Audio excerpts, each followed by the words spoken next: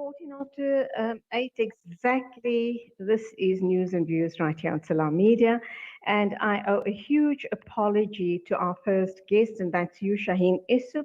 You are very gracious, and we do appreciate the fact that you do not hold it against us when we're having to postpone an interview, but you know that that is the nature of live radio. So, Assalamu alaikum to you, a huge apology and a huge thank you for always being available to talk to us. Welcome to Salam Media. Jazakallah khairan, Julie. First of all, you don't need to apologize at all. It's always a pleasure to be on the radio with you guys and to provide whatever information we can provide to the public out there. Alhamdulillah for that. May you be rewarded for all of your efforts. And I think you were on holiday, but you took time out on your holiday a little while ago uh, to uh, to uh, uh, to present a Jummah lecture and updating the Ummah in that part of the world regarding Hajj and Umrah. What has changed, what are the do's and the don'ts.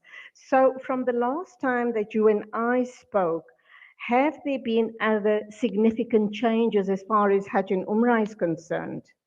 Well, Bismillah ar-Rahman ar-Rahim. Assalamu alaikum to you and to everybody in studio and to the listeners out there. I think the most important thing that needs to be understood is that the world is still in disarray with regards to the, sudden increase of Omicron cases around Europe, around America, around Southeast Asia, Australia, as well as in the Middle East.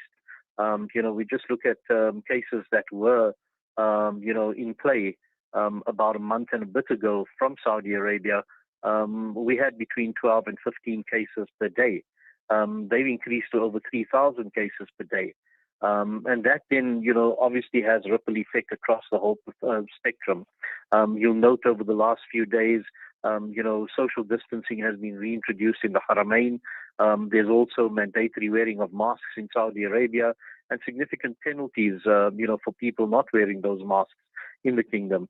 And then today we see that the Hajj Ministry has set a 10-day mandatory interval between two Umrahs, meaning that a person comes in, makes the application for Umrah, those that are allowed to go in, and you can't make a second Umrah until 10 days are basically passed.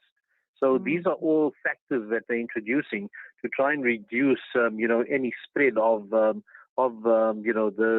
virus or the pandemic, and to try and curtail it to the best possible way.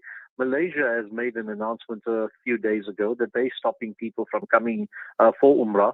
They're not on the red list, so they can go for Umrah because 50% of the people returning from Saudi Arabia are positive with Omicron. So that in itself is a concern for Malaysia, and I'm sure various other countries as well. It certainly is a minefield that we're walking through at the moment. And needless to say that, with this in play, there's absolutely no news coming out whether South Africa is going to be lifted off the red list for Umrah, which is in the season that we are in, or any news flowing for Hajj at this particular point in time. We were all extremely optimistic prior to Omicron raising its head that, Hajj may take place even if it's at a reduced quota, for everybody around the world. But as things stand right now, the Saudi government may rethink and revisit that process. And I understand that there were accredited operators already on the list. Obviously, what you're just sharing with me right now changes the accreditation, I should imagine, I don't know, or does it still remain as is till we hear further news? And No, if you can talk to us about that issue. Yes, certainly. If you're talking about accredited agents, you're talking about Umrah accredited agents, Yes, not Hajj. absolutely. There is no Hajj accredited agents at the moment, and people who are preparing to go for Hajj must just be patient and wait their turn. Right now, from a South African point of view, it looks like there are 7 listed entities with the Ministry of Hajj, and that's quoting from the Ministry of Hajj website. But you know what? Whilst these companies are listed, you can't book with them because it's no sense in making any bookings if you're on the red list. You're going to be losing money. You're going to be losing, funds, and your funds are going to be tied up.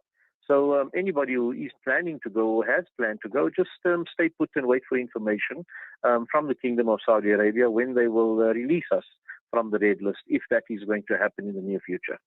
So obviously that puts Umrah on hold as well. Totally so, yes. You know what does confuse me a bit, Shaheen, is the fact that recently, I think 2 months ago, we heard of several South African citizens who had in fact gone to perform Umrah. How was that possible? No, Was there no, slight reprieve in the lockdown and the red listing, etc.? yeah, Julie, we actually, we were allowed to go for Umrah prior to this Omicron, announcement. And when Omicron raised its head, the United Kingdom put us on a red list, the US put us on a red list, Saudi Arabia followed suit. And as a result of that, they have not yet released us from that red list, together with other African countries. And then about 2.5 weeks ago, Nigeria was put on the red list as well from the Kingdom of Saudi Arabia. So they're allowing people from the United Kingdom to come in. They're allowing people from Southeast Asia to come in, from the subcontinent and from Europe. But unfortunately, people from Africa are put on hold. Now, that's a little bit of a sour taste in one's mouth. When you look at the cases in the United Kingdom, in excess of 100,000 or 200,000 a day, yes, we've had a situation where we've spiked in Omicron, but, we've curtailed it. Notwithstanding the fact that, we don't have first world infrastructure in this country, but when you look at what we are looking like, from a South Africa point of view versus what the United Kingdom is looking like, United States, Australia, Europe, then, surely there's something amiss here. Why South Africa is on these red lists and why we shouldn't be taken off it. Yeah, absolutely crazy situation, given that our numbers are so very low, albeit the numbers have risen overnight. I think we're sitting at about 11 confirmed cases as we speak. But that being said, Shaheen, I'm also wondering, pre-COVID, there were approved people that were on the Hajj list. Inshallah, in an ideal situation, once all of these bans and lockdowns are lifted and we're off the red list, would the people that were on the last approved list for Hajj, would they automatically go through? No, I don't think you can actually do that, Julie. Let me explain the situation. When you look at our application system, it's date and time priority. So let's hypothetically say Julie Ali was in the queue, and Julie Ali was a 2012 applicant, right? And Julie applied, and yes, Julie was accredited for Hajj, but Julie unfortunately couldn't go due to work commitments, due to financial commitments, etc. So you defer your application to the following year. But your date and time of application is still ahead of anyone who may have been accredited who sits at 2015 August, for example.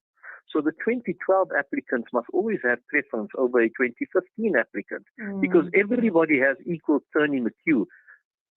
2 years have passed. Julie Ali's financial situation and work situation may have changed. So why would I have to prejudice Julie Ali from going when she has a 2012 application versus a 2014 or 2015 application?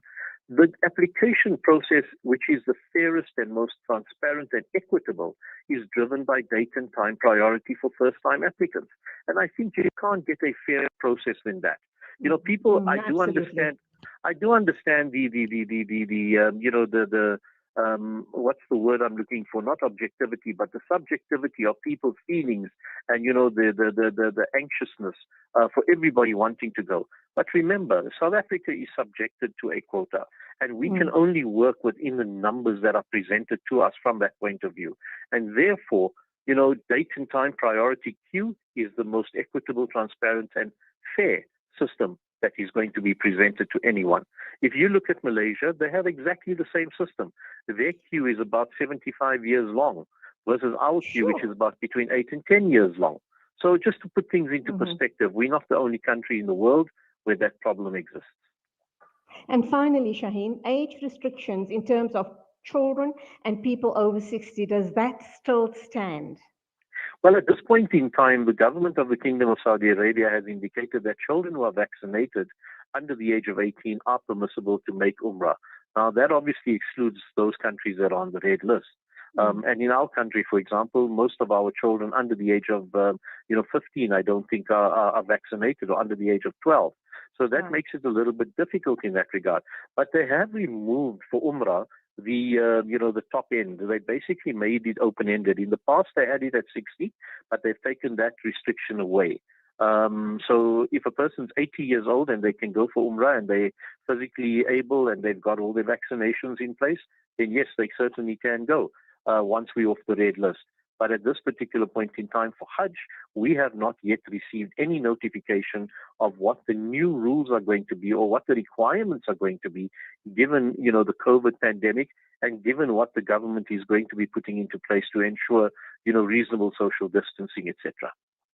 Inshallah, Jazakallah so much for all of those updates. We will be keeping in touch because as the situation changes with you on board, we will inform the Ummah of all of the latest developments. So shukran very, very much indeed. Nice talking to you as always. Go well and salams to the family. Wa alaikum salam, and on that side, Jazakallah khairan once again for the opportunity. Wassalamu alaikum wa rahmatullahi wa barakatuh. Wa alaikum assalam. That was Shaheen, Essop, President of the South African Hajj and Umrah Council, talking to us about latest updates as far as Hajj and Umrah is concerned. Unfortunately, we as South Africans are still on the red list.